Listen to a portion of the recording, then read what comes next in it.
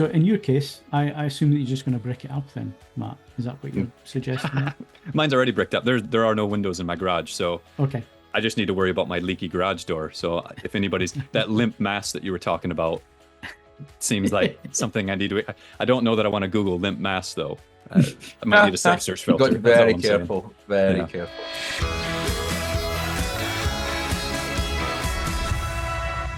Hello and welcome to the AV Forum's Home AV podcast for Monday the 15th of April. And joining me on this edition is Martin Dew. Hi, Martin. Hi. We've got Eisengruber. I've said that wrong, haven't I? Eisengruber. Eisengruber. I knew I was going to get it wrong. I'll get it wrong every time. That'll be the catchphrase, I think, going forward. And of course, our special guest today is Neil Davidson. Welcome back to the podcast, Neil. Hi, Phil. Right, so what are we talking about this week? Well, not a lot, really. There's just the one sort of major subject that we're going to talk about, but it is the most important thing when it comes to your system, and that's not the gear or anything else that you put into your room. It's the room itself. So we're going to discuss that this afternoon in our podcast here. We're also going to quickly touch on a open house event that's happening in Newcastle. Something happened in the northeast of England. Wow. And what is waveforming? No idea. We're going to talk about it a bit later and discuss it and tell you exactly what it is. So if you want to watch the podcast rather than listening to the podcast, we are on the AV Forums YouTube channel. So it's the AV Forums podcast channel, not the AV Forums main channel. So I know it's a little bit confusing, but the podcast is on the AV Forums podcast channel. Go and subscribe to that channel. And lots of you have been doing that recently. Thank you very much for that. You'll get every episode in video form on YouTube. And of course, we're also available on Spotify and other audio providers for the audio only version. So you can hunt us out there as well and subscribe through those providers. And if you enjoy our podcast, if you like the content, if you think more people should be listening to what we're saying here, then please do feel free to share this on social platforms and other forums and so on. Just go out there, share the link. If you think what we're saying is in any way interesting, that would be appreciated. And of course, who are we? Well, AV Forums, we've been around 20 odd years now. We started in 2000, the editorial started in 2003, and I've been the editor of the site for the last 20 years. My name's Phil Hinton. So what do I do? Well, I do the TV reviews, I do the podcast, I host most of the podcast and most of the video content. Also on the podcast today is Martin Dew. Martin, very briefly, tell us all about yourself. Well, I've been with AV Forums for about 18 months now, and I write reviews of AV equipment of all prices and categories, I think is fair to say. I also write for some print media, and previously my professional career involved being at Lucasfilm THX and NEC Digital Cinema in California. Excellent. Thanks for that, Martin. Also joining us is Matt. Matt's our most recent member of the editorials team. Just tell us a little bit about yourself, Matt. Similar to Martin there, also from stateside originally. Been reviewing for 12, 18 months now, covering the home AV section. That's where the passion is. Used to get into all kinds of trouble in my teenagehood with car stereos and the like, and kind of evolved that into home. Excellent. And our special guest coming back again this month is Neil Davidson. Neil, quickly tell us about yourself. So I've been involved in high-end home cinema systems for almost 20 years, Phil. I think you may remember us doing ISF trainings and all of those types of things all of those years ago. I've been lucky enough to indulge in my passion for a long time and make a few quid along the way. So I guess it's not too bad a life, is it? No, excellent. So we're going to lean on Neil's knowledge of the room in a little while. Before that, we've got current competitions. We'll quickly go through these.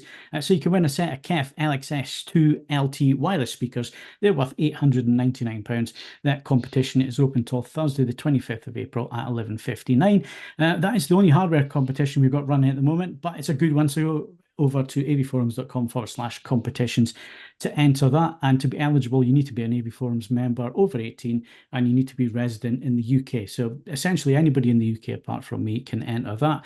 And we also have some disc competitions. If you like physical media, you want to support physical media, we've got DVDs, Blu-rays, 4K discs, all available to patrons and standard AV Forums members. Again, that address is avforums.com/competitions. And some previous winners: RGB123, Nice, simple username there. Won a pair of brand new acoustics M40 speakers. These are fantastic little speakers.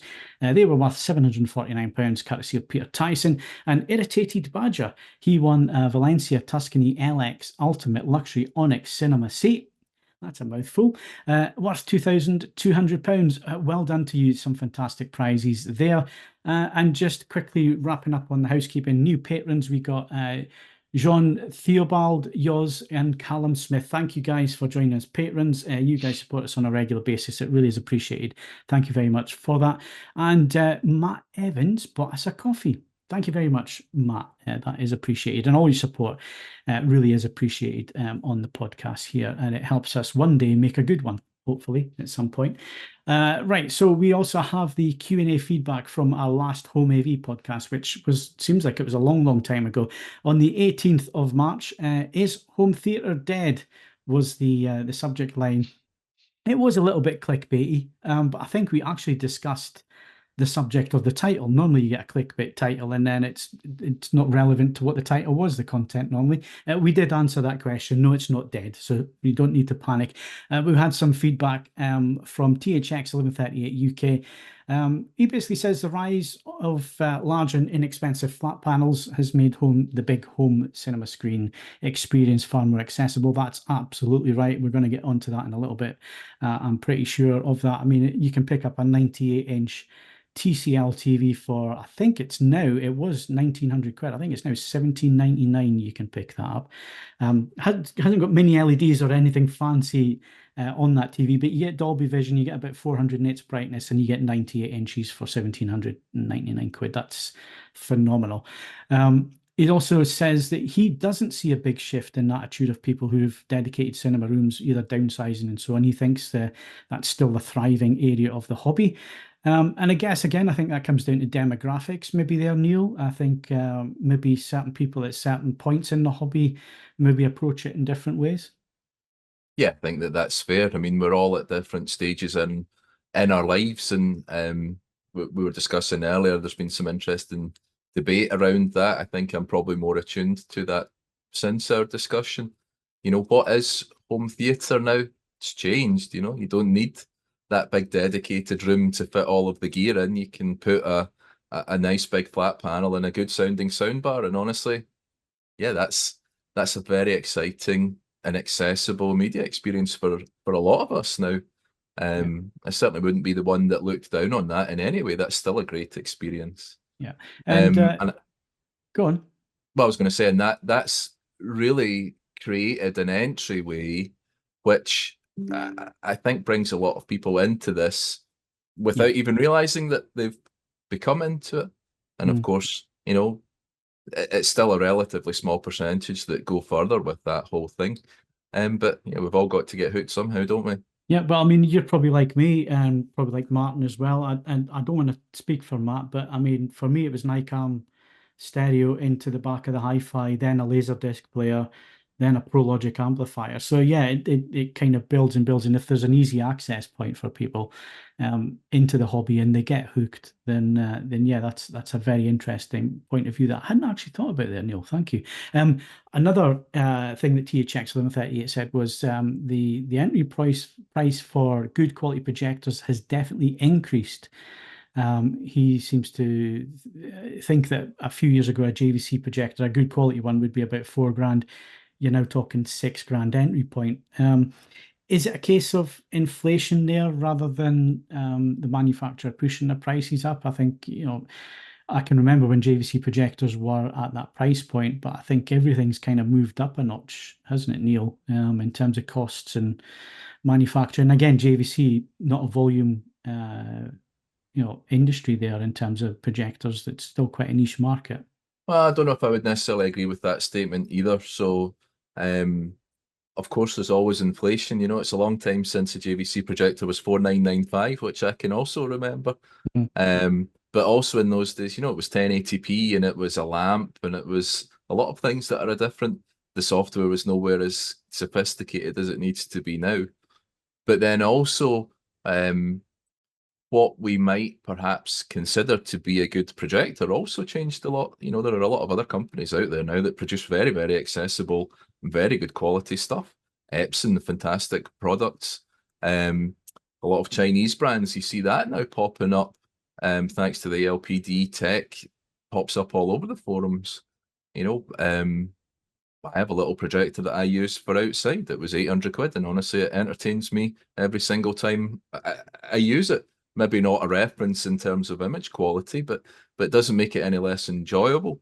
Of course, at the high end, we still have, you know, 400 grand projectors if Sir wants to pay that sort of money.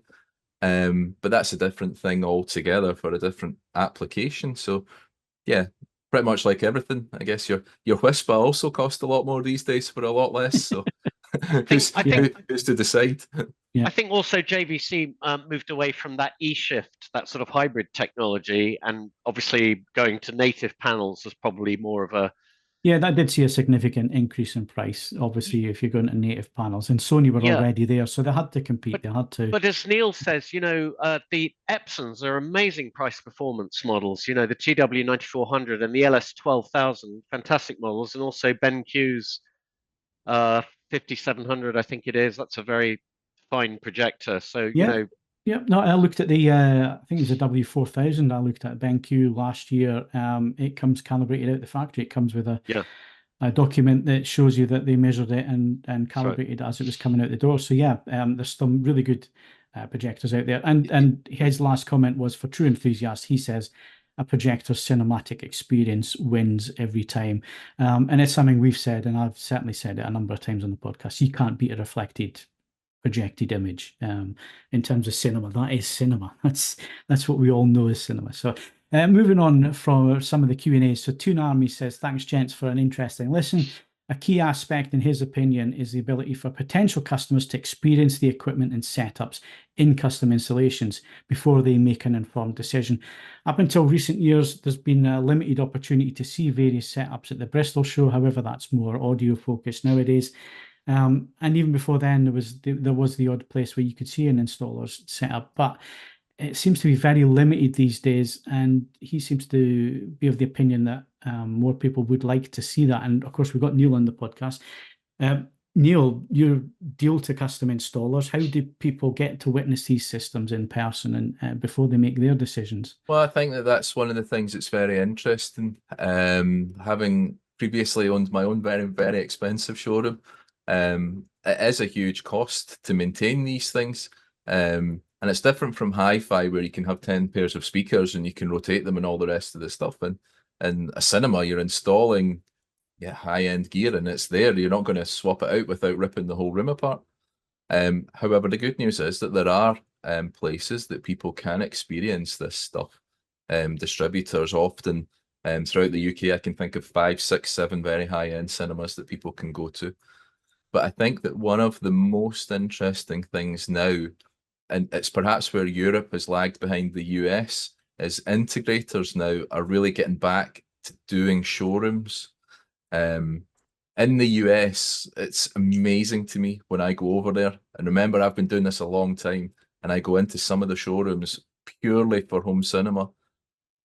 If you want to look up Atlanta Home Theatre, for example, something like 13, 14 cinemas in that place.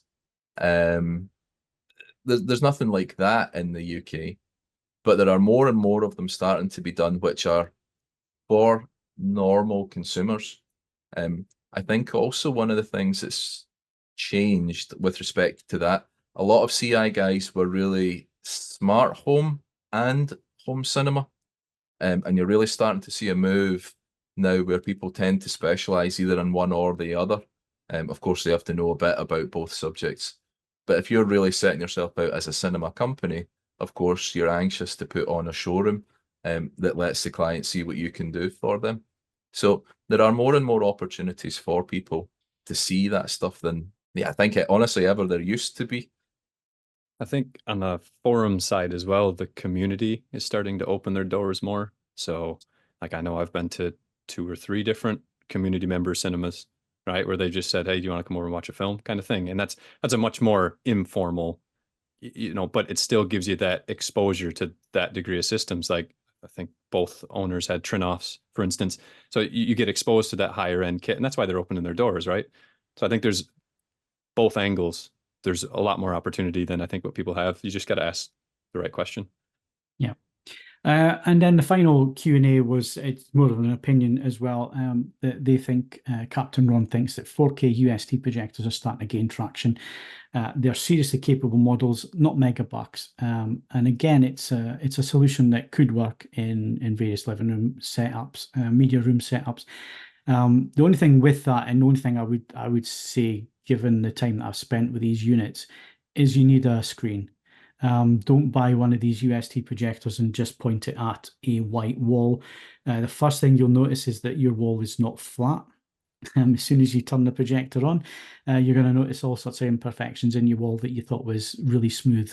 And again, you lose a lot of light, you lose a lot of contrast. Having a ambient light rejection screen of some description will get the very best out of these units, and some of them are really quite capable units and can be used in pretty high-end cinema rooms and media rooms. So yeah, that is one route.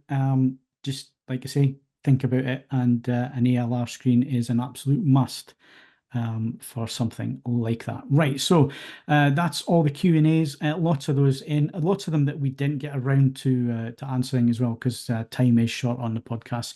But where we can, we'll try and reply to the threads or to the questions in person as well, so you get an answer, even if it's not read out on the podcast. Right, so let's move on to our subjects for today. And the first one I need to mention is an open house event, which is happening at Peter Tyson in Newcastle.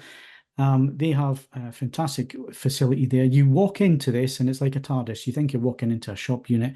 You go up a staircase at the back of this shop unit, and they've got the whole first floor, 4 or 5 demo rooms, big speaker area, lots of systems on show, and they're opening the doors. It's a no pressure sales event. You can go along, just go for an hour, go for a couple of hours, take your own audio choices with you, and ask to play around with the kit. So you'll find everything from the new Bowers & Wilkins 700S3 signatures, which have just been announced and just launched. There's also some 803s partnered with Marantz PM10s, SA10. There's also Name and Focal. You have lots of other brands like Name Statement, Macintosh, Sonus Faber, Lin, and lots of others, lots of expensive systems. So it's just what Neil was talking about earlier. It's your opportunity to go along and listen to things that you maybe think are out of your price range, or maybe are well out of your price range, but it gives you a reference point. It's something as enthusiasts we all like to do. We all like to listen to the latest and greatest. Kind of like car enthusiasts are always interested in what Ferrari and Aston Martin and everybody else are doing, even if we'll never be able to afford something like that. You want to see what the top end of the market is. You want to see what good audio is, then head along to that. It's a free event. It's open door. You don't have to sign up or anything. That's on the 27th and 28th of April. At their showroom in Newcastle. All the details are on the forums, so go and check that out, and it'll be on the homepage as of next week, so it should be nice and easy to find there. So that's what we needed to cover first of all. Right, the main subject. I'm going to come to Neil first. Neil, we've been banging on about this 20 odd years. I think one of the first discussions we ever had was all about the room. It wasn't about the kit. And, we can talk about Trinnovs, as Matt's already mentioned. You can talk about £75,000 Lin monoblock amplifiers. You can talk about, 400 grand's worth of projector. It's useless if the room doesn't give the best in terms of audio and visual experience. And in most cases, out of the box, they don't.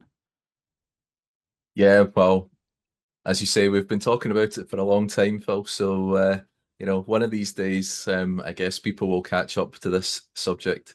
Now, I think there's actually 3 elements that we should consider when it comes to the room. The first one is obviously the audio, okay? You'll see all these statistics bandied around, half the sound bounces off the room and all that type of stuff. What's clear is that the sound doesn't just come directly to your ears. The room plays a big part in that. Now, there's no room EQ that can correct for all of these anomalies that happen. They have to do less work the better that your room is, in fact.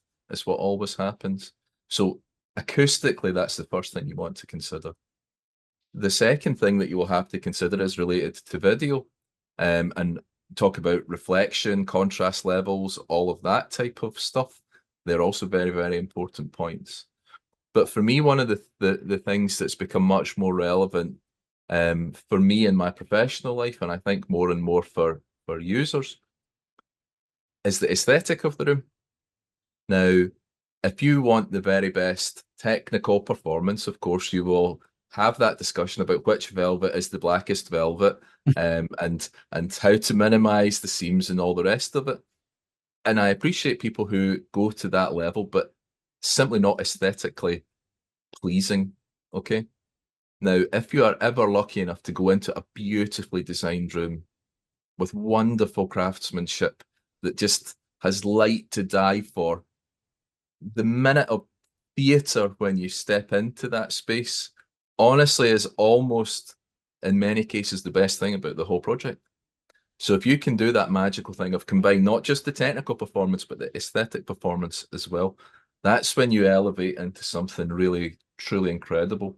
And I think that that's what the room does. And that aesthetic, that element of excitement, special space, that's a big part of that whole thing. Now, of course, the enthusiasts amongst us here, the first thing we're going to say is, oh no, white-coloured walls, white-coloured ceilings, handing the room over to the interior designer, what a mistake you've made there. But it's not really like that a lot these days, is it? I think even interior designers are now cotton on to the fact in this industry, Neil, that there has to be some give and take when it comes to the technical performance, but also the aesthetics and the interior design of the room. Well, I think that professional people are more involved than ever before in these types of projects, and they're not idiots. People learn what works and what doesn't work. We've actually been lucky that always we've had a very good reception from interior designers and architects who are interested in actually delivering the best for their clients. Now, one of the things that you often find, though, is I'm sure many members of the forums will go online and they'll research cinemas and they'll find pictures on Google and they'll go, oh, that's dreadful. That client probably got what they wanted, though. Okay, that's what you've got to remember.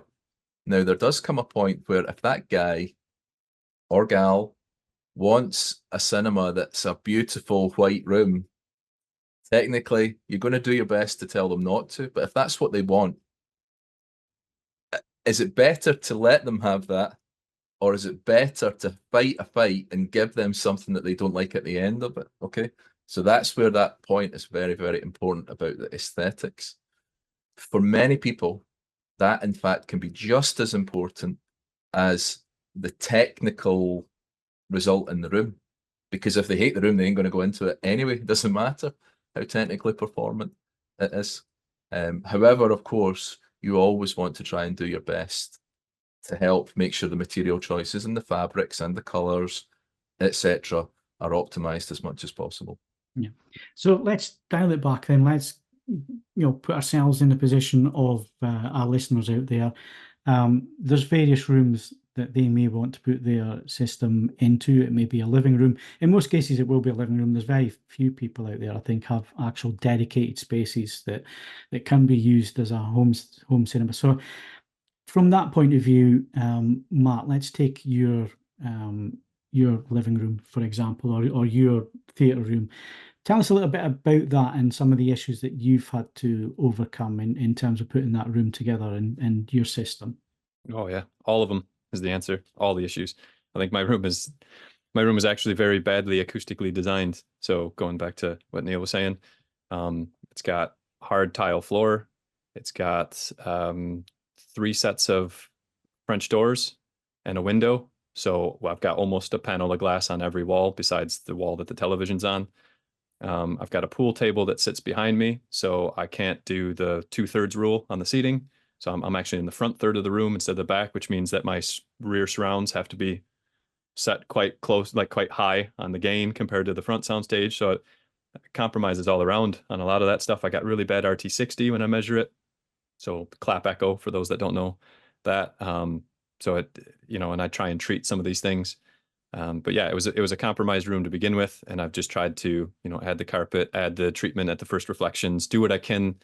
Again, trade off with aesthetics. So the back end of the room is used for parties, pool and darts and that kind of thing, which was the trade-off with the family that I had to make, right? Because it's not, so it's semi-dedicated in the sense that the front room is semi-dedicated and the back room is party. But yeah, it still works. It's still very enjoyable. You can still control the light. I've painted it gray now. It's a white ceiling, but gray walls. I got away with that, mostly because I said I'd do it. So yeah, I think back to the aesthetics thing, though, I was recently lucky enough to go out to Disney. And one of the things you realize that makes Disney set apart from every other thrill roller coaster type park is the lead up to the ride.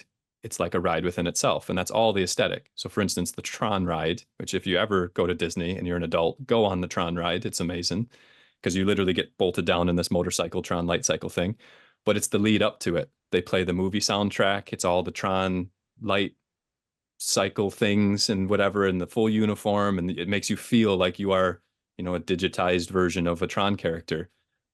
And that gets you, that makes the ride probably 5 times better than just if you jumped on the ride. So aesthetics to a room, I would say, do have a part in that, especially for your non-technical viewers, right? Like your wife or your partner or your friend that maybe is your friend but isn't an enthusiast with you. They'll be more impressed with that side of it than they will if you got exactly the right nit output on your reference display. You're lucky enough to have a little sweet shop in your little foyer on the way into the cinema. I guarantee no one ever spoke about how good your cinema performance was. It was, that guy had a sweet shop. Yeah, or the popcorn maker, making actual popcorn. But Absolutely. I think Neil, Matt's room's pretty typical of the vast majority of British homes. I know we've got a large US audience out there as well, and we'll come on to the differences in a little while. But you know, for a UK home, that's almost atypical in terms of the issues that you're going to have in a living room or in a kitchen, diner, or whatever room you're going to be left to use. So what kind of things can people think about in terms of making that space a little bit better acoustically? Because that's the thing that they're going to notice the most. The hand clap, like Matt said, you know, it's a test that everybody does when you walk into a room, and sometimes you'll hear the echo before you even clap your hands.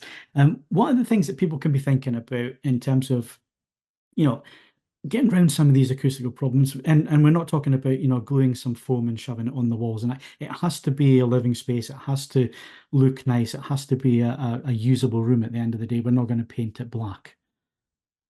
So, well, interestingly, there's a lot of the stuff that you can do without ending up with horrible aesthetic appearances. The first thing is it's all about balance, right? And I'm sure there'll be many people who are watching this right now who are well into, they go, Floyd Toole's book tells us that his living room is perfectly acoustic, right? The reason is that Floyd Toole understands this better than anyone in the whole world, how to position that book for optimal effect and so on. Now, that's one of the things that's actually cool about most living room theaters.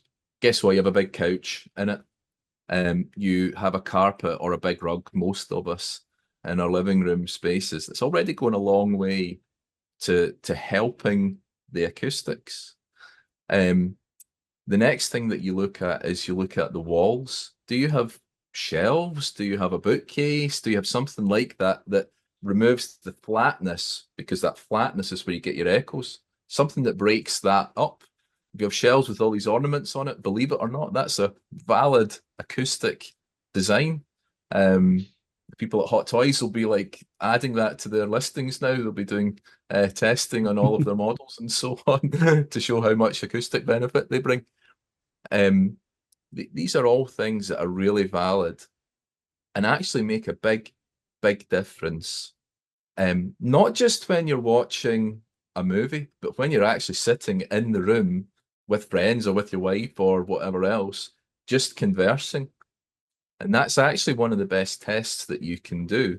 Never mind the movie. If you're sitting there, is the room comfortable to speak in? If it's like echoey, actually that makes it more difficult to understand what people are saying. One of the big problems with many cinemas is that they end up with too much absorption. They're over damped, and that actually robs a lot of efficiency out of the system and intelligibility, believe it or not, out of the system. It's actually quite easy to go way too far in that whole thing. So you don't want to necessarily do too much of that. Now, I think design tastes have changed. I mean, we heard from Matt about tile floor and all that. I recently did my house, and yep, it's all hard floors through there. And we have the rug. Now, believe it or not, a little bit of hard floor in a cinema is actually a wonderful thing because it helps to balance your acoustic on the vertical axis, which is normally the biggest challenge that you have when you cover the floor with carpet. That helps a little bit with the balance though in a media room when we do that. Now, I have pictures, quite big pictures on the wall and stuff like that. And that actually does give you a chance to add some absorption into the space without it necessarily looking weird. Okay. That could be a print, it could be whatever else it is. And you can back behind that if you really need to add some extra absorption into it. But normally that's not such a big problem in a normal UK domestic situation. We've normally just about got it. And Neil, there's some other trends that you see looking at Instagram and other places, and a lot of companies now getting into this marketplace where, like you said, absorption, a lot of them now doing really nice designed tiles that you can actually create some nice artwork on the wall, which actually does a job in terms of, getting rid of some of the first reflection points and that kind of thing. And even wood slats. Wood slats are a big fashion thing at the minute. Everyone wants wood slats on, but they are actually very useful. I'm smiling because 60 wood slats were affixed to my walls by my own fair hands this weekend. If I never smell grip fill again, then that will be too soon. I don't mind telling you. The wood slats is a really interesting one. We've been lucky enough to be involved in some pretty amazing cinemas lately with that whole wood slat design. Now, there's two types of wood slat. The first one, everyone will be familiar with. They're everywhere on Instagram and all over the internet and so on. And what they have is they have a PET felt backing, 12mm, 9mm, whichever one it is. And they have a fairly thin wood slat on the front of it, typically 9mm MDF with a front face veneer. Okay. Now, those are very easy to install and they have a very nice mid-band acoustic benefit. They're a great choice for living rooms and all that type of stuff because they look great and they help with the sound without really going crazy in either direction. The only thing I personally struggle with them, and there'll be people screaming at the camera now, because they're MDF veneered on one face, you see the MDF inside it. If anyone wants to go away just now and look, you will see that you really see the MDF slats inside. For myself, I wanted to go a little bit beyond that. So I have a 30mm wide, 40mm deep batten, which is MDF, but it's veneered on all sides so that it looks better. But it also brings in my sunroom, like Matt said, with glass on all three sides, a much better acoustical benefit in terms of breaking up the sound, not absorbative, but much more diffusive of that sound field, simply because it's much deeper than your normal wood battens. But let me tell you, much more difficult to install. Yeah, well, and there's a few things off that, because I know you mentioned Floyd Toole and stuff, and I think in his book he says if it's not 2 inches or more or something, don't put it in, mostly because it's too focused on a particular band. So I think I see this a lot too, where someone will go to Amazon or eBay or whatever, and they'll buy really thin stuff and they'll put it everywhere, and then they'll go, that's going to fix it. And it goes, well, yeah, that'll fix it for like the 5K up range or whatever. You know what I mean? It's not applying to the whole band like you think it is. And I think that's, then you get into the measurement discussion and all the rest of it. But I'm kind of hopeful in my space that while it is overly echoey, I do think that I could probably just accept that it's going to be a more lively room. So instead of trying to deaden the whole thing, I could go down the more diffusive route and just dissipate the energy in a different way, still keep it light and airy and not so, like you said, homes like theater dead, where it's not, because it's still got to be a multi-purpose room. So diffusion would probably make more sense in that shared purpose space. So I should stress that I have been involved in the acoustics business for quite some years, simply because of that exact problem. In years gone by, you couldn't buy a diffuser that was less than 200 mil deep, okay? And that's based on the mathematical process of true diffusion, okay? And that is real maths, very fantastic work done by very, very clever people to work out those things. Guess what? I can't give that away, because if I want to be involved in a house in London and I tell them that they've got to give up 400 millimeters of wall space, they say that wall space costs £40,000, sir. You are crazy. So that is not really an option in a lot of projects.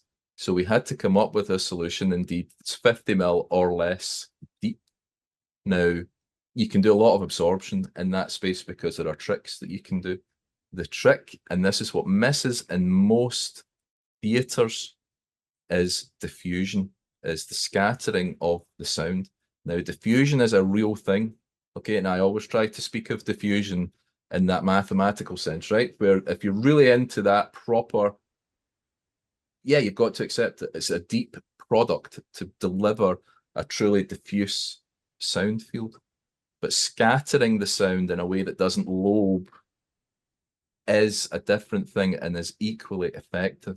And that's where your slats, that's where the products that we make, which are a more three-dimensional scattering, make an incredible difference to the room. And when you hear a room that's had that done well to it, because you get rid of the echo, but you keep the impact, that's when you move into a different planet of these things. Bookshelves in the living room can help in that respect as well. Yeah, absolutely. Yeah, absolutely. So, with the toys on them, remember. yes. So the acoustics, it's one of these deep dive subjects, and it's one that we're probably going to come back to on future podcasts as the year goes on. But you know, there are things that you can do. Neil's explained some of the things that you can do that's quite simple in terms of a UK living room, which is, you know, atypical. They're usually around about the same size, usually around about the same shape as well. Now let's move on very briefly to talk about US and other territories out there, because a lot of people around the world listen in.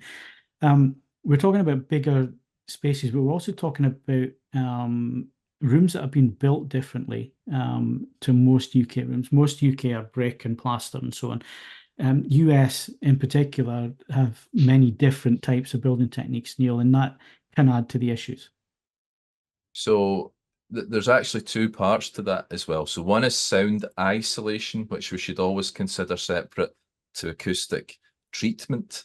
And all of us have our own thoughts on what sound isolation is. Very, very lucky to be working in an amazing house in Edinburgh over the last few years. That's a big townhouse in Edinburgh, and that has a cinema that will top 120 decibels. I don't think his neighbours will be very happy if they were to be disturbed by his cinema.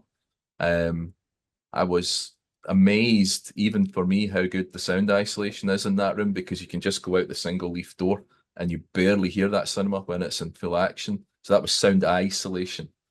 Now, we have the advantage of brick in a lot of our construction, which helps with sound isolation. Mass is a big part of that. However, the rigidity of that can lead to other issues, which is that the sound travels through the structure. Structural borne sound contamination is a huge thing. You've actually got to isolate that sound energy from getting into the structure as well. Now, a lot of Europe, they use a poured concrete construction, which is actually even more massive in many ways than what we will have with our block construction here in the UK. That structural noise is a big issue in those types of construction. And in the US, of course, it's much, much more common to find timber frame construction. Now, timber frame construction acoustically is very interesting because there are perhaps more opportunities to break that structural connection that lets the noise transfer through. But the actual build of the room has a very important acoustic benefit as well. And I know that this will lead hopefully into another part of the discussion that we're going to have. Plasterboard walls are a very important part of your base absorption technique. Okay, that big wall, even though it looks super rigid when you're standing next to it, that flexes when the base energy hits it. And if you're talking systems with lots of subwoofers, it's a lot of energy goes out into this space. Well, what you want to do is you want to absorb that energy and convert that into something that isn't noise. That's typically what acoustics is all about. Just convert it into something not bad. So if that wall's moving, you take the sound energy, you move that into kinetic energy, moving energy, and then that dissipates as heat. Well, you don't hear those things. So that helps you with your standing waves, which are the biggest problem that you have with bass. So in fact, one of the things that you often find is rooms that are built too massive, they're too rigid, often have bass problems because there's no flex in them. So the whole actual construction is this weird, you want a massive construction for sound isolation purposes, but you want it to be flexible for acoustic treatment purposes. So it's an interesting balance that you have to come across, and there the American construction tends to be a little bit more forgiving, in fact, than we have over here. So you hear people use the term wall within a wall. So are you saying that the exterior wall would be the one that you'd want to have rigid mass, and then the interior wall you'd want more flexible? Would that solve? So yeah, that's a typical way that you do it. So a room within a room type situation. That's typically the benefit that you get from the internal room of building that in a way that it has some measure of flex to. It also helps the sound going through it, of course, but it helps with all of these other things as well. Excellent. Right. So let's leave acoustics. Let's park that for the time being. I think we've covered most of what we need to cover just in a general discussion about the room. The room is your enemy. We're trying to make the room a little bit more user-friendly. So let's move from audio to visual. And this is where aesthetics can be an issue, Neil, because at the end of the day, our films are graded in a grading suite. I think the SMT say that the bias lighting needs to be 0.5 nits, which shows you how dark a grading room is if the bias light to help the grader's eye is as low as that. It's almost black. This is the issue when it comes to video. If and certainly projection, if you want to get the absolute best, you need to be living in a grading suite. None of us live in a grading suite. So how do we approach this problem? What are the tips and tricks that we can use to, make our viewing not reference, but as close to reference as possible? So I'll say my ideas here, guys, and I hope that you will have some comments to add on to my thoughts, right? I don't actually enjoy watching in a completely black room. Okay, I find it strains my eyes quite often. And in particular, now that we've got HDR and even with projection systems, we're striving for a lot more brightness. I tend to find, definitely with a flat panel, but even now in a lot of the cinemas, a low level amount of brightness to stop my eye closing all the way down personally helps me, because I don't get eye strain or anything like that through it. Of course, that also then has a knock-on benefit in my perceived contrast and so on. Now, the trade-off in my personal preference of viewing is that puts a little bit more emphasis on the wall color, because of course, if it was a light color, it would light up much more dramatically. My own living room is a very, very dark blue color. I don't always choose this, but it just seems to be the color always associated with me. So my living room indeed is a very, very dark blue color like that. Now for the calibrators and the color scientists out there, there's a chemical response in your eye that when the light level drops below a certain point, you stop perceiving color. And that dark blue, dark reds, all that type of stuff, it actually starts to look black or dark gray once you get the light low enough. You've got to watch for reflected tints of that, but that's a very nice trick that you can use to prevent the image from being, what's the word I'm looking for, being compromised by reflected light that's falling onto the screen. The other big one, of course, is the choice of materials. Most theatres, of course, we're a bit luckier because we're going to do fabric walls or something like that in the theatre. You do see a lot more of that stuff in living spaces now, I have to say. It's also become very popular because people do appreciate the acoustic benefit. When you've got hard floors and so on, you can move that up onto the wall. But again, my own living room is painted. It's not, you know, I haven't done anything to try and prevent that, but it's a matte paint that's used within that image area so that we're not getting reflections and stuff like that of things. I don't have glass on those pictures that I mentioned earlier on so that we're not reflecting off of those surfaces. So just a few little things, but not black. That's really the key thing for me. I mean black in the darkness sense of it as opposed to the color sense of it. Yeah, So, I mean, I guess that there are two routes that we're taking here. So projection-wise or flat panel-wise, there are differences. The different technologies you can get away with different techniques. Let's go to Martin. Martin, what do you use in your space? And tell us a little bit about your space, because it is unique in terms of it's a rented space, but you wanted to do particular things, so you've gone about it in a different way. Yeah, it's a rented space, and having owned for many years until this point, I don't know how temporary or permanent this situation is going to be, but part of the reason I rented this flat, it's in a town centre. The flat is on 2 levels. It's a Georgian building, but spec'd out to, I guess, to a high degree inside in terms of the technology inside the unit. But walking in on the first occasion, I turned right at the bottom of the stairs in the basement, and there was a spare space, which would be ideal for a home cinema, and recessed lighting, all on dimmers, and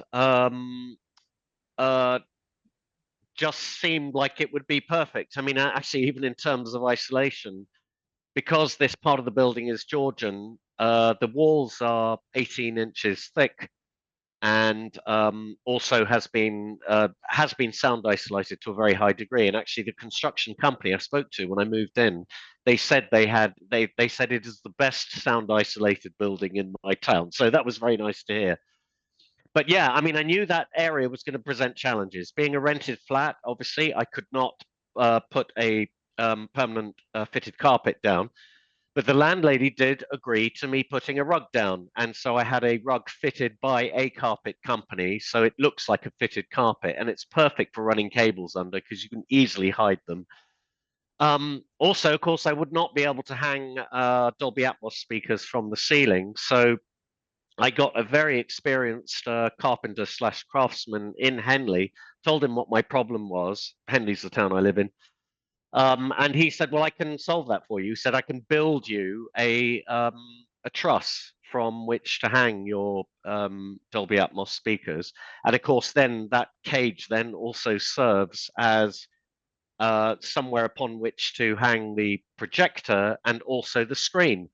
And because he's built it in such a way that geometrically it's absolutely perfect, it means that mounting the projector also means that the screen is absolutely dead on as well. But yeah, it seemed to solve a lot of problems. And then also that frame then also became the ability by which I could also hang black material behind the screen, and built a light reflection absorber with styrofoam and black velvet across the top as well. And now my plan is to build some blackout actually around to the sides as well.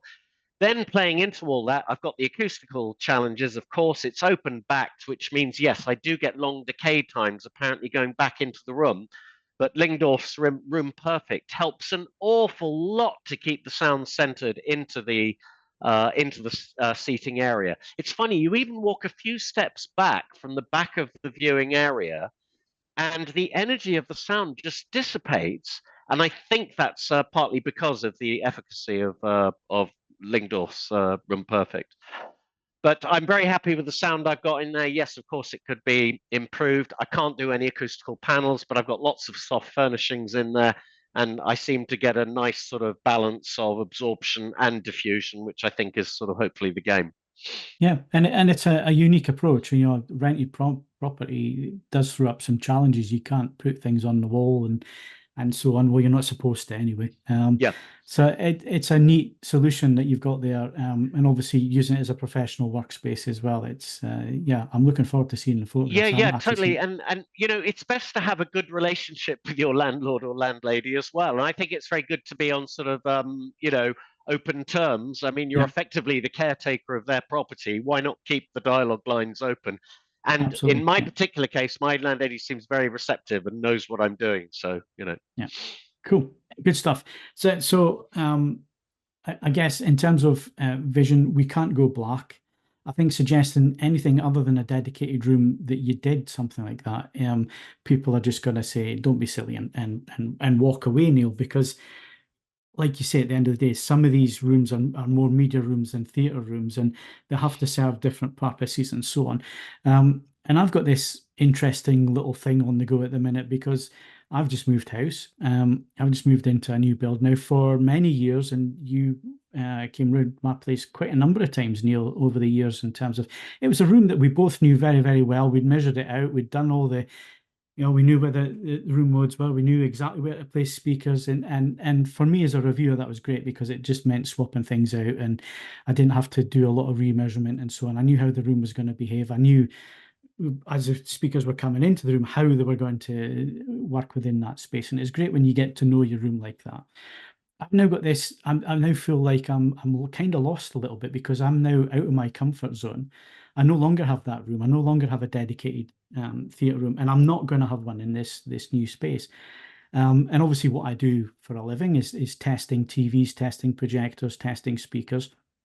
So I do have a garage that's built into the house with a door that's already exists from the house into the garage, and it's 16 foot by 8 foot, and this room has to perform a number of roles, and we've already had initial discussions on this one, Neil, because I think it's a good little use case, and we're going to document it for forum members, and we're going to show people how we go about solving some of the problems with this room, because it's unique, but it's not unique because there's lots of people out there who will either move into a new build or move into a property that has a garage, and it's an ideal space to have a theatre room, to have a media room, or in my case, have a workspace. So what issues are you expecting us to find with that kind of space? Maybe approach this in 3 different ways. So obviously there's my workspace, and the way that it's going to have to be a YouTube studio. So we're going to have to get the lighting right in there. We're going to have to get materials. It's going to have to be sound damped. So, you know, you don't get any echo when you're talking to camera and that kind of thing. It needs to be for TV testing, so it needs to be like a normal living room. But at the same time, I need to have complete and utter blackout so I can do proper measurements and so on, and shoot video without reflections on the screen. So, and then it has to be used for testing sound as well. You know, we're going to get speakers in and test them and that kind of thing. So let's take that use case first of all. What kind of things are we looking at? What kind of challenges are we looking at in that room? So broad spectrum of question there. I think, well, one, it's interesting because let's face it, that's the most common spare room that most of us have got in our homes, isn't it? Is that garage. It's just sitting there ripe for conversion into something more useful than putting garden tools into. So I think, one, it's a very interesting experiment for everybody. Now, the second thing that we already discussed is, for you as a studio, that's probably not a necessarily typical situation compared to most people. Actually, Martin's frame is very, very interesting. We've already spoken about multiple camera rigs and all that type of stuff. You'll have the advantage perhaps that you can do something a little bit more permanent, but that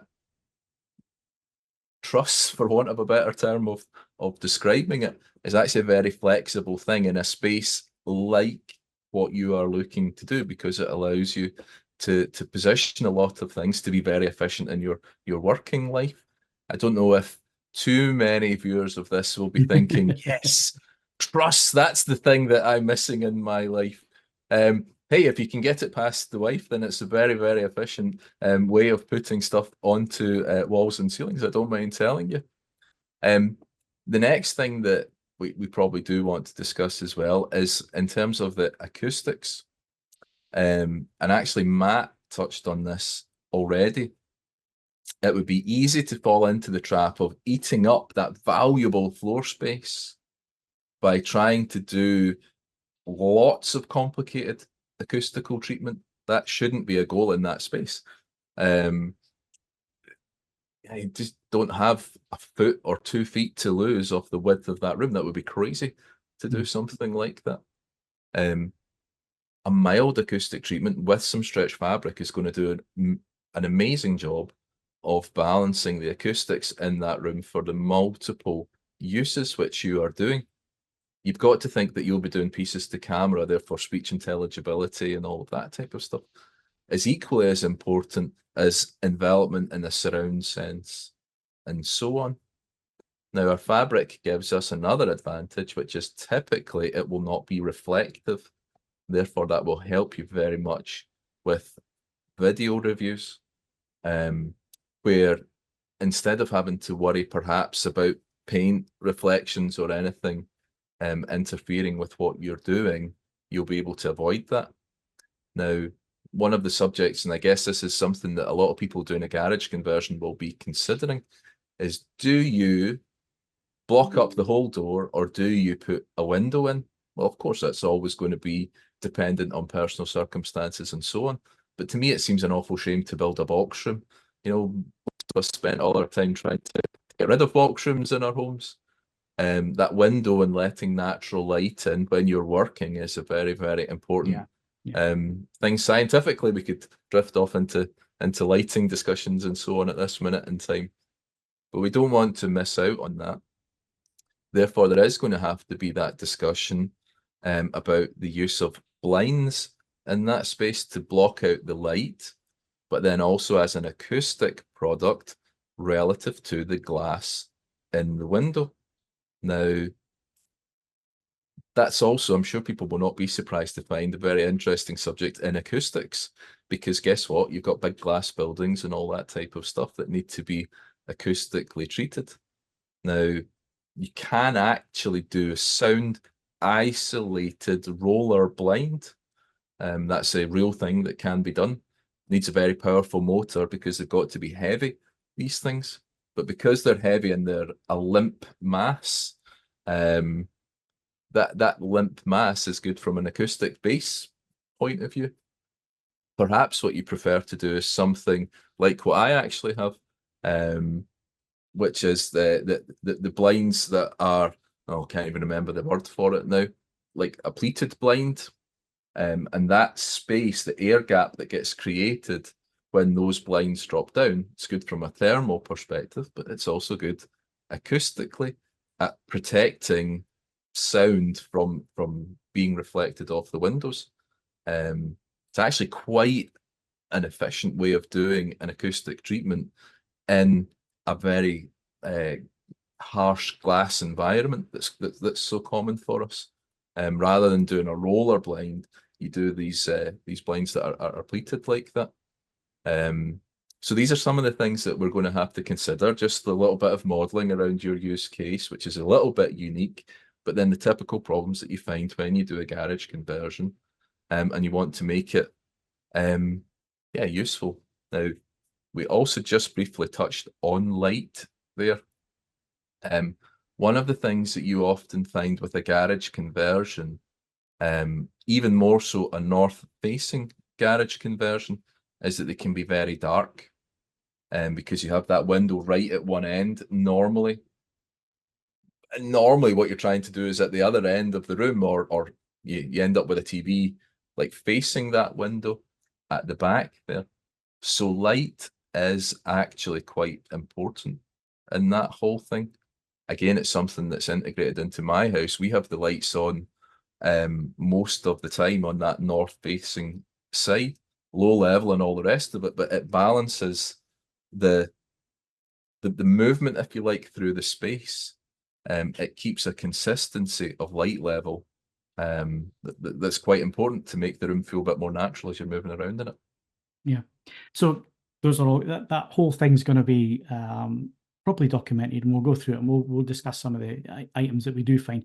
And of course, there is a unique use case here that's going to be a workspace. But Neil, people will be turning these into home cinemas or media rooms.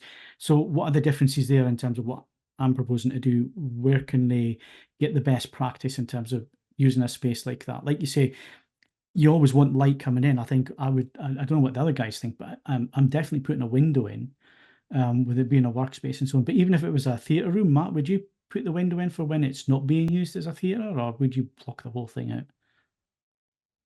It's funny you say this, because I'm actually looking at my garage, which is detached from the house, and it's like a prime thing. And I've already had the discussion with the wife about, she wants me out of that shared space. And I said, well, how about that garage? And she said, well, build me a spot where you can take all the stuff from the garage and put it in there, and then you can have the garage. So I think I'm going to be adamantly following your thread here. My solution's a shed in the back garden. That's where all the packaging's going from the kit that comes in for review. I'm already sitting in the shed in the back garden. But I think for a workspace, yeah, Phil, for what you're doing, because I'm having the same debate about, I'm probably gonna have to put a bit of a room within a room for the rack, so I can put my rack out so that all the noise isolation's beyond that. I was also contemplating putting a desk in there so that I could work from there for focused times, short bursts, like 2 to 4 hours at a time. I'd go in there, crank out some work, and then, go to somewhere with light. So I think your light consideration for your particular thing is very valid. I find in my shared space, I typically watch television at night, so my habits are more night-based. So I end up pulling all the blinds and stuff anyway. Now, granted, like I said, I've got 3 sets of doors and a window. That one window that is near the first reflection point, as is one of the set of doors.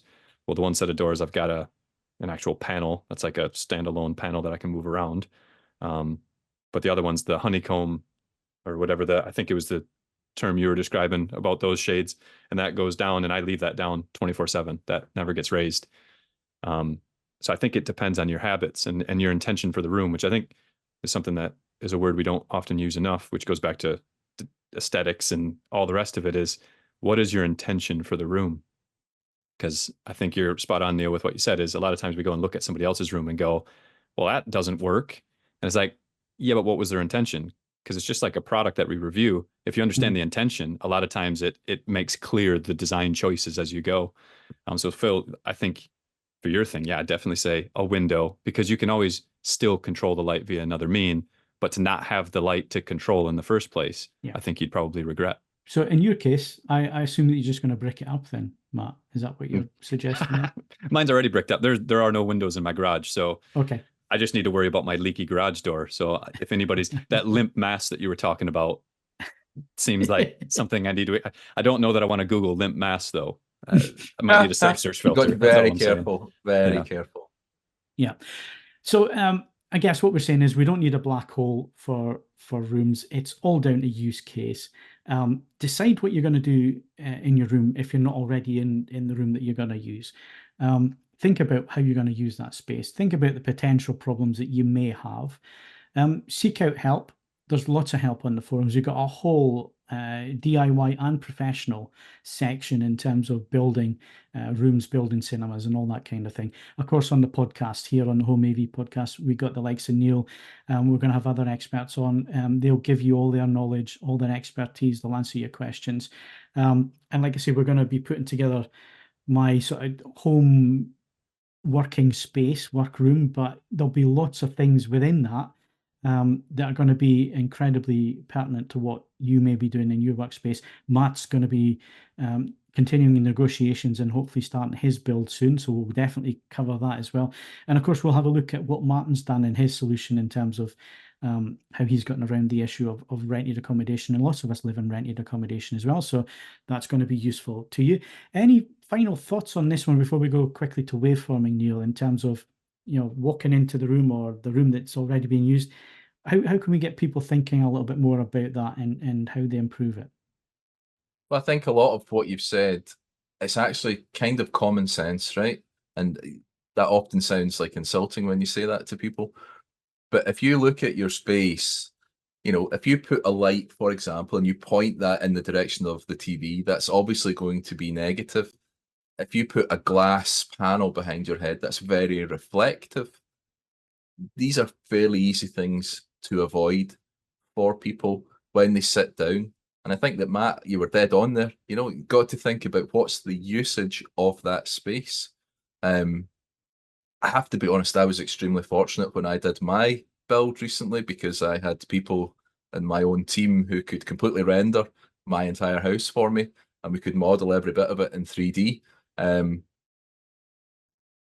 It seemed excessive at the time, but I don't think you can imagine how much effort that saved in actually trying to work out what was going to work, what wouldn't work in color and in space planning as well. So just that bit of time beforehand. I know it's all exciting on Easter to go and get the Dulux and slash it all over the place and all that type of stuff, but that little bit of time just thinking about, yeah, the application of the space and where the elements that you likely own, because you'll be reusing a lot of the stuff, are going to fit within that to have minimum negative or possibly positive effects. That's the best thing to do. Right. Now, the other solution is go buy a shit ton of subwoofers, shove them in your room. And this seems to be the approach that we're going to talk about next, although it's a lot more scientific than that. They've actually cut down the number of subs that you actually need. So what are we talking about? We're talking about waveforming. So Neil and Matt are our two on the podcast who have witnessed this. Neil's had a lot of dealings with it. Matt's had the demos. So yeah, what is waveforming? Tell me all about it. Pretend I don't know anything. Matt, you got the sales speech. Over to you. All right, I'll give my enthusiast reflection on it. So in its simplest form, as Phil said, it is a shit ton of subwoofers, at least in the room I was in. I think they had 10. But essentially you've got a front group. I got to be careful when I use the word array, because that gives off a different connotation for subwoofers, but you've got a grouping of subwoofers in the front and they emit bass. And then you've got a grouping of subwoofers in the back and they absorb the bass. And so one, you got to have a lot of wall space, but what they then try and do is the positioning, which it goes kind of against the standards of what we have today, in the sense of you put them on the floor and you might corner load them or whatever, because of the waveforming is trying to literally form the wave. That's it's kind of in the name, but as we've been talking about, the room has all the bad properties to it, right? We normally see the room as an enemy. And so in the speech, what they gave is they said, well, what we're trying to do is just stop it from hitting the walls in the first place. So you give off this, I think they called it a planar wave in the one form. And so that's what that front wall of subwoofers essentially emits. And what they do is they steer that so that it reduces or eliminates the reflections from the wall. And that essentially eliminates the room mode, because you can't get a room mode. Because that was my biggest question is, well, how does the room mode play into effect? And they said, well, you remove it because you're not reflecting it. So you're essentially removing, it never hits the wall to create the mode. So it forms that, or steering. There's a bunch of different terms that can be used. And then that goes if you see their demo clips or videos or whatever that the marketing teams come up with, it steers it quite perfectly to the back, and then it hits the back and that back wall, and you can see the subs move in the back and they dissipate, like we were talking about the room within a room. So essentially your subwoofers are that room within a room, is the simpler way I can explain it. And there's a lot of, like you said, there's a lot of math there. But that's the gist of it, is you've got a bunch of cleverly placed subs that are very capable in the front, and they are the emitters. And then in the back, you've got the same set, ideally in the back, and the same positions, and they absorb it. I don't know if you want me to stop there, Phil, or keep going. I got a whole load of things that took notes on. Well, maybe that's an interesting point to stop at. So, Neil, what are they trying to do with this? And is this the only solution to the problem, or is this just one solution to it? So yeah, look, your typical problem that you've got with bass is that the wavelength of a bass sound is much, much longer than the room that you are in. So typically what will happen is that wave will travel from the speaker, the source, down the room, hit the wall on the opposite side and bounce back. Now, at certain frequencies, that wave is a proportion, exact dimension of the room. That's what standing waves are when they get reflected back. Okay.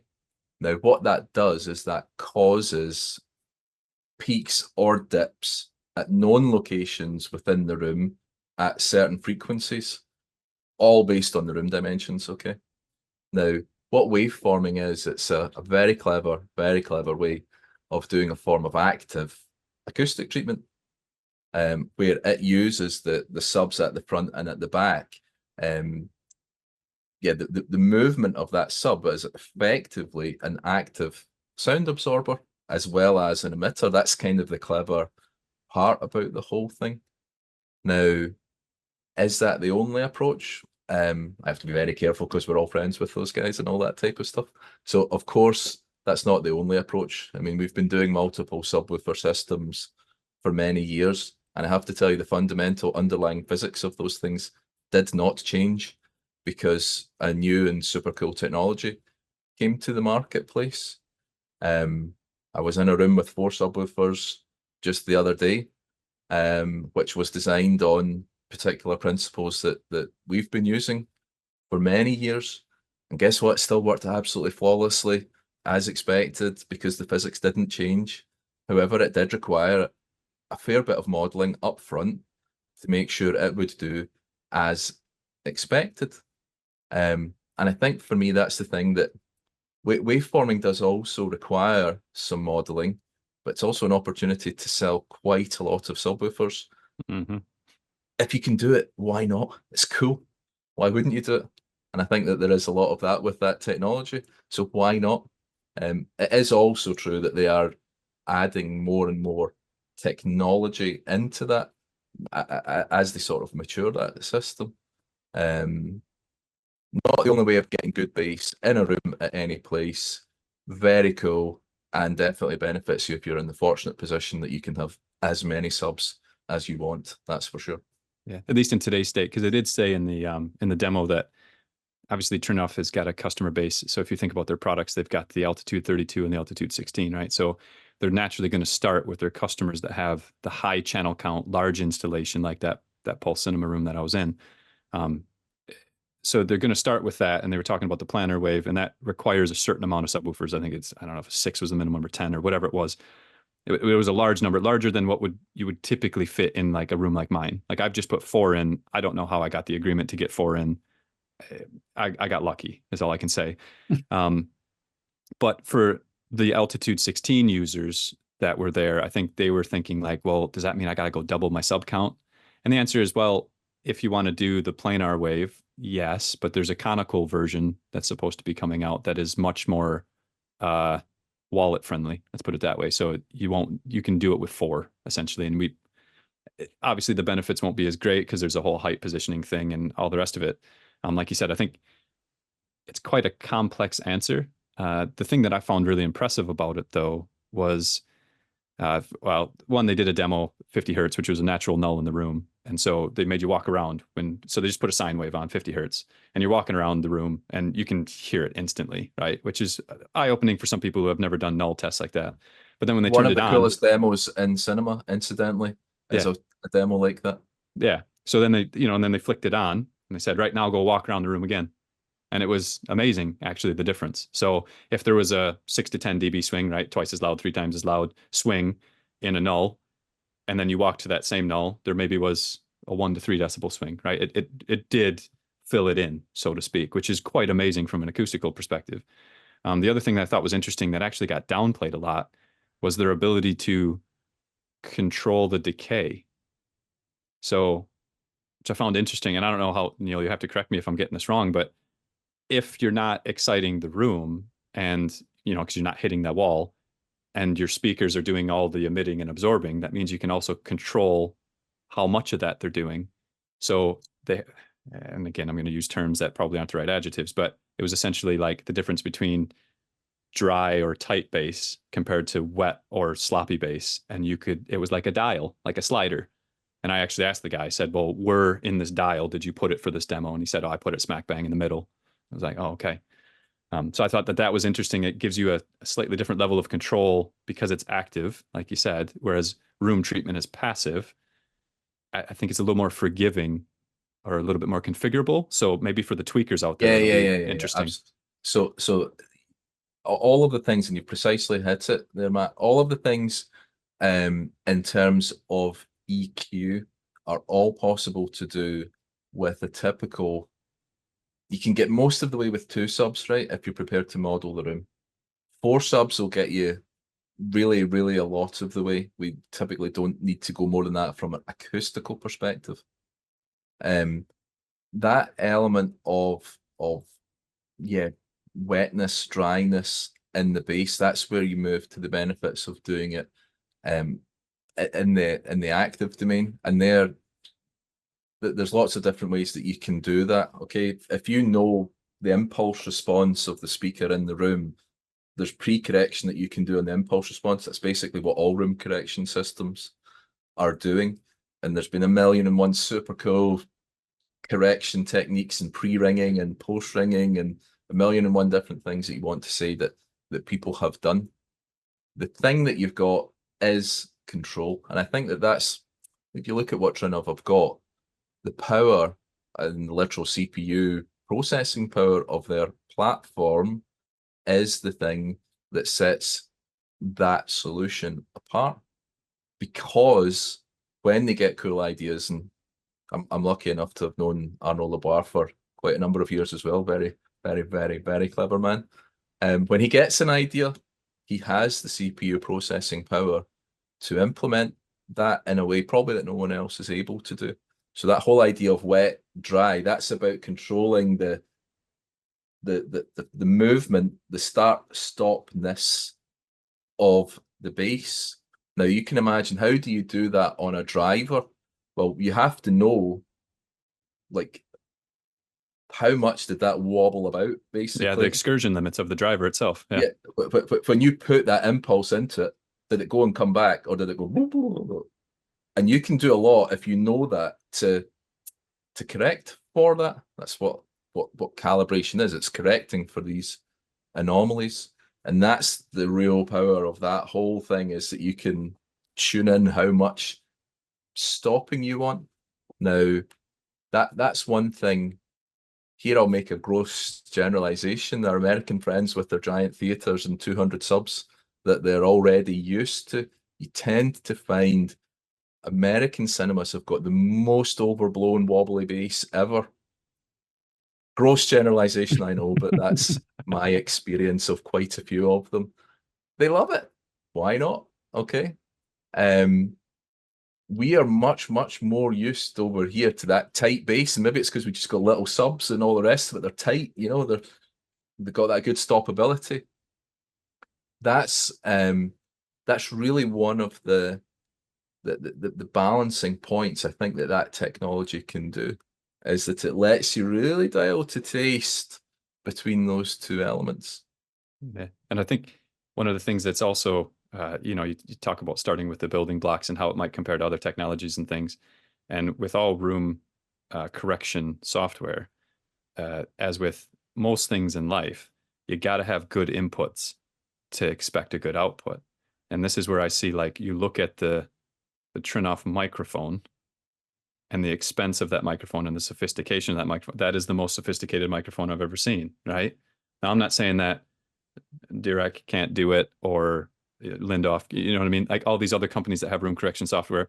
But when you look at, okay, if you've got that thing that can gather resolution data at an extreme resolution, and then you also got the thing that can locally compute it, you're in a very good spot to do something that is probably more clever than someone else. So I think they've got the right building blocks to pull it off, I guess. regardless of whatever form it's in, as far as alpha, beta, ready to release, that type of thing, you can debate that all day. It's more, I think they've got the right building blocks. Like you said, they've got the processing power locally, because everybody's got the processing power in the cloud if you want to send it up, right? So that's a moot point. If you got it locally, it reminds me of Tesla, really, in that sense. Like, they've got hardware, they got supercomputers in their car that allows it to self-drive.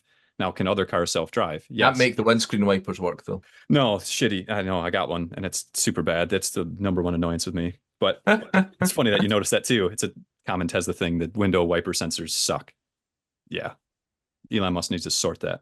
But the drive, I mean, they've actually got so much power in those cars that they've got 2 computers that one runs real and the other one runs in simulation, so that they can train their neural net, and then it just swaps over. So they've got a true, like, that's how much processing power they've got in that car.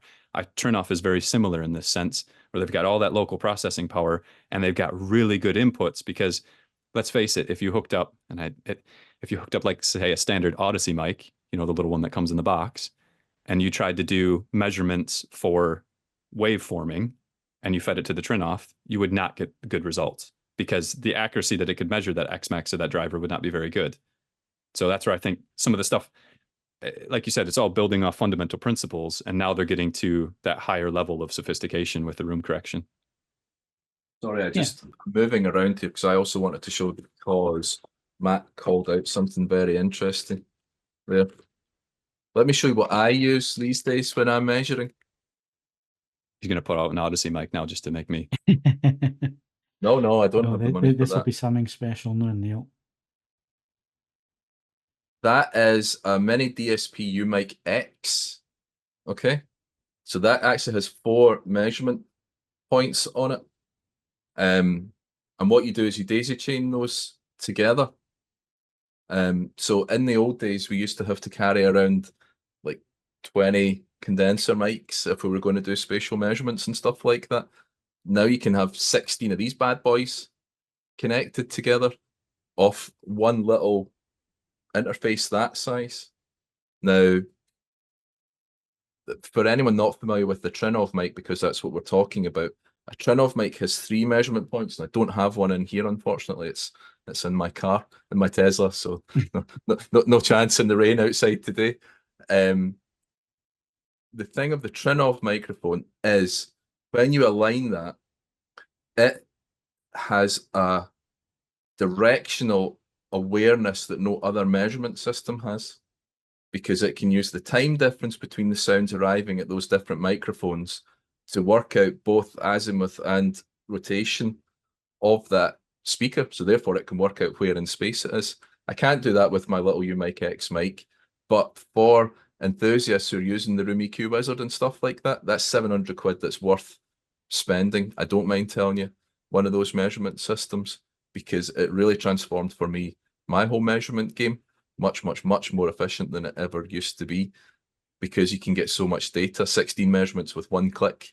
Yes, that changes the game completely. Okay. We're going to have to wrap this up, because we've gone down the rabbit hole that I knew we were going to end up going down.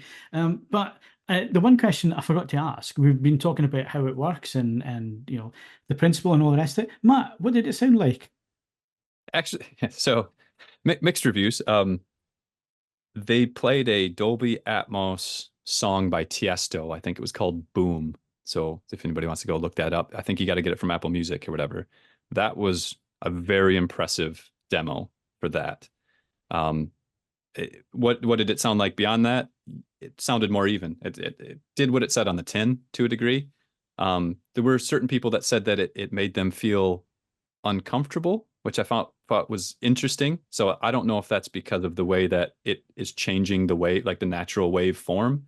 And maybe that's something that, we don't talk about enough, is like when you get down into bass, you can't hear, but you can feel, is it good for you? There's a debate on that I think it's in the other forum, right? Like you said, big Americans, they always like the subterranean stuff. But as far as waveforming goes, does it work? I think if you've got issues with room modes and decay, I think it's a good tool in the tool belt. Do I think that the technology needs to develop so that it's more accessible to most of our viewers or listeners? Yes, I do. I think for some of Neil's clientele, probably, they're probably jumping on it. And there's some very good use cases, multi-row, huge channel count. That's who it's ready for now. For the common guy like me, 4 subs in a compromised room who, you know, I'd have to scrape together and sell a car to get a Trinnov. Yeah, I'd probably have to wait a little bit for that to develop. Well, as always, we get the trickle down, don't we? You know, it's the same with everything. But yeah, we need to wrap up at this point. So if you've got any questions about what we've covered today, if you've got a room you want some advice on, and the shape of your room, first reflection points, all that kind of thing, anything that we've discussed today, then get them in. You can do it the old-fashioned way on email, which is podcast@avforums.com. Or if you're watching us on YouTube, then go down into the comments section below and ask a question there. And of course, avforums.com, go there, go to the forum list. All the way down the bottom of the forum list, you'll find the AV Forums podcast threads. In the forum there, go there, find this one, ask your question, and we'll answer it in the next Home AV podcast. But that's it for this one. My thanks to the guys today. Thank you very much for your time, guys. Cheers, Thank Phil. Thanks, Phil. Our next episode will be the movies and TV show edition with Kaz and the team on Monday, the 22nd of April. That's followed by the 4K and Blu-ray show on the 25th of April. And also, don't forget that this month is the first month with the Extra Monday, which means we get a gaming podcast, the first ever gaming podcast of 2024. So join Ian and the team and be extra nice to Ian. He's taken up the reins after not having presented a podcast in a long time. He used to do it a long time ago, but join him and the games team for our first ever one. It'll go live on the 29th of April, and all of those podcasts are available from 7 p.m. on the AV Forums podcast YouTube channel. So that's not the AV Forums channel, it's the AV Forums podcast channel. Head over there for 7 p.m. and find the latest episode. And then, of course, on your audio only versions will be available via your podcast subscribers or subscription. Right, that's about it. If you want to buy us a coffee, then you can buymeacoffee.com/AV Forums. Of course, Patreon and all the rest of the links are available. I'm Phil Hinton. Thank you very much for watching and listening, and we'll see you in the next one. Goodbye. Bye.